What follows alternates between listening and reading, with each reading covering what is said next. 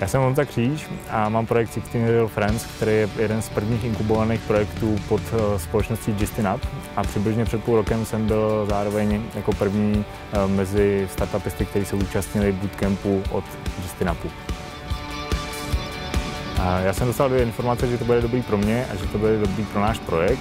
A nic dalšího jsem nevěděl. Věděl jsem, že je to na Vysočině, navigace mi to nedokázala najít, bylo minus 20 stupňů a hlavně jsem si říkal, že nemám vůbec jako čas tam jet, že potřebuji pracovat přece na tom našem projektu, že nemám těch několik dní, který tam budu trávit.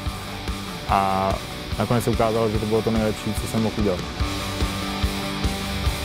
Bylo to náročný, bylo to hodně náročný a zároveň to bylo úžasný, protože jsme si vydefinovali hodnotu toho našeho projektu.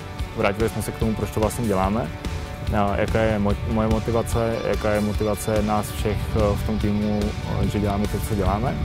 A vydefinovali jsme si následující kroky na půl roku dopředu.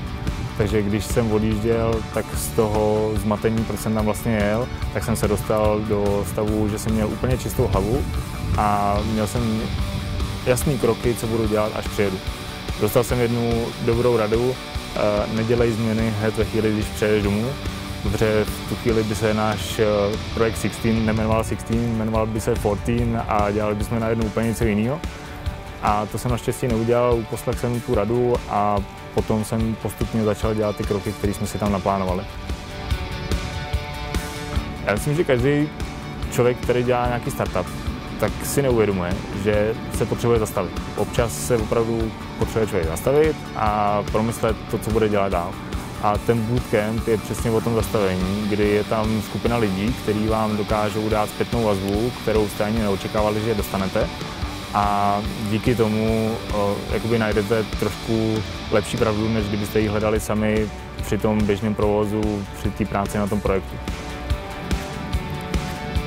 No vlastně teď je půl roku po tom, co jsem tam byl a přihlásil jsem se na další bootcamp, protože jsme vylanchovali nějakou první verzi toho našeho produktu a potřebujeme zase udělat to pozastavení se, protože samozřejmě dostali jsme nějakou zpětnou vazbu od uživatelů a jak už to bývá, tak předěláváme trošku ten produkt k něčemu dalšímu lepšímu a to je to dobré pozastavení se nad tím, co to další, to lepší vlastně bude. Takže jdu znova.